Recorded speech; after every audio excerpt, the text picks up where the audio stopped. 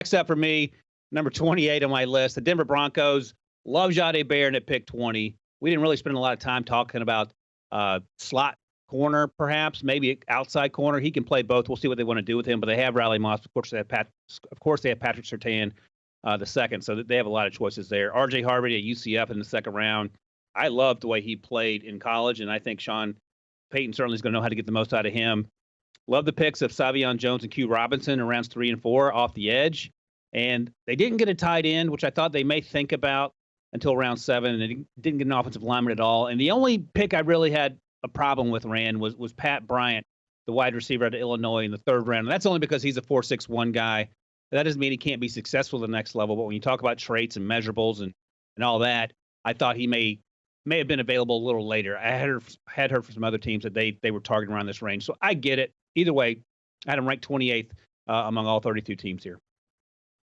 Yeah, and again, I'm in lockstep with you there. It's just outside of, say, Jahdae Barron, it wasn't that super splashy name, in this class. And who knows? I know Sean Payton knows what he's doing. I've always had a ton of respect for George Payton and just how those guys go about their business. And they took Bo Nix at 12 last year and made everybody scoff, and we saw that worked out for him. So we'll see. I saw something on the net that had talked about the 2012 Seattle draft class, where they went Bruce Irvin in the first, Bobby Wagner in the second, and Russell Wilson in the third.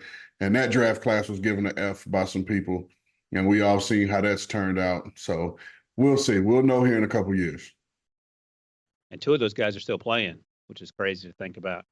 I don't know who gave the F, but I'm just going to assume it's Pete Prisco. So, Pete Prisco, you need to apologize for what you did to Russ. All right, next up, 27th on our list here.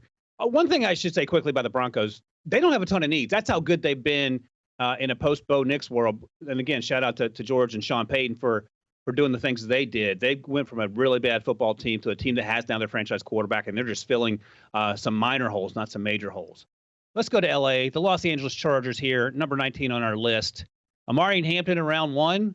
Najee Harris is on a 1-year deal. J.K. Dobbins is no longer there. He feels exactly like what Jim Harbaugh is looking for to help out his quarterback and Justin Herbert. They got a wide receiver, which they needed in Trey Harris. Big, physical, downfield target out of Ole Miss. Jamari Caldwell in round 3, the defensive lineman out of Oregon. He didn't look like Derek Harmon getting off the bus, but he played like a lot of times I wish Derek Harmon did. He is a bowling ball coming downhill. And then I'll mention Oronde Gadsden the second. Obviously, his dad played for the Miami Dolphins for a long time, a wide receiver. He's a tight end, 245-ish, but he is long. He is relatively physical for the way he's built, an F guy in terms of that he plays in the slot, but you can line him up anywhere. I love what they did there. And I'll mention another guy they drafted whose dad played in the league, R.J. Mickens out of Clemson. His dad, Ray, played in the league for a long time as well. 6th round, pick out of Clemson at the safety position. He's a really good player who could also get some run early on. What do you think about this class? No, I felt the same way. It was an A. And, a lot of us, we didn't have running back being mocked there and probably should have. However, for them to get Amarion Hampton there at pick 22, and like you said, this is an absolute great fit for Greg Roman and for Jim Harbaugh and their system, just a guy that's going to hit it and get downhill and attack those creases. And I expect him to have, even with Najee being there, I expect him to have a J.K. Dobbins, type of year, being able to, be the lead guy, if you will. And if you know anything about Jim Harbaugh and his thought process, he's going to take a flyer on an athletic tight end in those later rounds. And he has a high hit rate. Him at being a former quarterback, he just, for whatever reason, he has an eye for being able to hit that tight end position. And so I think Oronde Gadsden's in a good spot for him. Number 10 on our list, the Kansas City Chiefs. They're a little ahead of the Philadelphia Eagles on our list here, so maybe that's a good sign. They didn't quite play a very competitive game in the Super Bowl, but Josh Simmons, the offensive tackle out of Ohio State, goes 32nd overall. If he's healthy, he might be a top 12 pick, maybe even higher than that. So they needed offensive tackle help, and they got it. Maybe they don't have to play him right away. I think Andy Reid said they expect him to be healthy. We'll find out together. Omar Norman-Lott, defensive lineman out of Texas, insanely juiced up, and I love the idea of him standing next to Chris Jones, number 1, and then him getting after it next to Chris Jones once they start playing some ball here. Round 3, they traded up for Noel Williams, a cornerback out of Cal. Didn't spend a lot of time talking about him in the pre-draft process, and we should have. Had a fantastic Shrine Bowl, played fantastic during the course of the season. He went up toe-to-toe with Miami and Cam Ward when they came out to Cal, and I think he made his name for himself in part because of that game. Great value for the Chiefs with Jalen Royals, the wide receiver out of Utah State in round 4, Jeffrey Bassa, the linebacker out of Oregon in round 5, and then Brashard Smith, the guy I couldn't quit talking about out of SMU, the running back / wide receiver. He played wide receiver at the U. They got him in round 7. All guys that are going to make this team, it feels like, Rand, and have a chance to contribute pretty early on. Yeah, and my 2 favorite picks for this class is you get Josh Simmons, who is arguably the best tackle in this class. You get him at 32, right? And, okay, you got lucky. He was injured. We don't know how healthy he's going to be. All right, cool. But my next favorite pick in this class was Brashard Smith in the 7th round. Like, we're talking about a guy who is making a transition to running back and did it very well and played his butt off this year. And he's going to fill that Jet McKinnon type role. And we know how valuable Jet McKinnon was to that offense when he came in, was that 3rd down guy.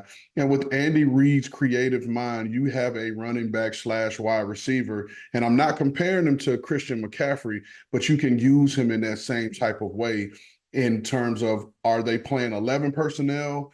Or, what is the personnel package going to be if you motion this guy from the backfield to the slot and who's going to cover him? And so it should be fun to watch. Yeah, one of the concerns with the Chiefs last year was that they were injured at the wide receiver position and weren't quite as electric as that perhaps they needed to be. That has all changed. Those guys get healthy with the additions they have here in this draft class. This offense is going to somehow look even more explosive than it did in the past. So, good luck with that if you're in the AFC West. Number 3, Las Vegas Raiders. Man, there was a time back during those Mike Mayock, John Gruden years where the draft didn't make sense to outsiders looking in. Some of those hits picked, a lot of them didn't. This man feels like an absolute grand slam. John Spytek is there. Pete Carroll is there. Chip Kelly is there. Tom Brady's there. First up, Ashton Jeanty at number 6. Sign me up. Then they trade down 10 spots and get an extra pick at 99. At 58, they take my guy Jack Besh, the big wide receiver out of TCU by way of LSU. And then pick 99, they got my guy Charles Grant, the developmental offensive tackle out of the College of William & Mary. Shout out to William & Mary. The very next pick in round 4, they got Dante Thornton Jr., 6'4", 200 pounds, legit 4.3 speed. They are making this offense electric, and they did address some of their needs on defense, both the defensive line. They got a linebacker in round 7, and they got a developmental quarterback, Cam Miller, in round 6. I don't know where the issue is in this draft class. This is one of the best draft classes I can remember in recent Raiders history, and that includes the one that involved Brock Bowers, the 13th overall last year. Can we just start? All right, we see the Ashton Jeanty graphic. We know what he is. We've talked about him. We ran different, nice video montages of him. Great. Can we talk about J.J. Pegues, the big fella out of Ole Miss? Let's start here. He wore number 38 at Ole Miss, which is the Chucky Mullins number, which is given to a guy that is leadership, that has perseverance. So they gave him that. Big defensive tackle. And by the way, they put him in the backfield, and he was their goal line wildcat quarterback, if you will. Now, I don't know if they called it the wildcat. I've never seen a 300-pound wildcat before. But the fact that they put the big man back there, not only did he run it, they let him throw it every now and then. This guy's a big athlete. He was fun to watch. And shout out to my man, A.J. Highsmith. He's been talking about J.J. Pegues from the very beginning and was like, hey, man, when we were still in Tennessee, he said, if you give me one pick this year, can we please just take him? I just want to see what the possibilities are to have him. But like you said, John Spytek and their staff, they went into this thing locked and loaded. And Pete Carroll, this man knows what he's doing. He is a true evaluator of talent, and he knows how to build a roster.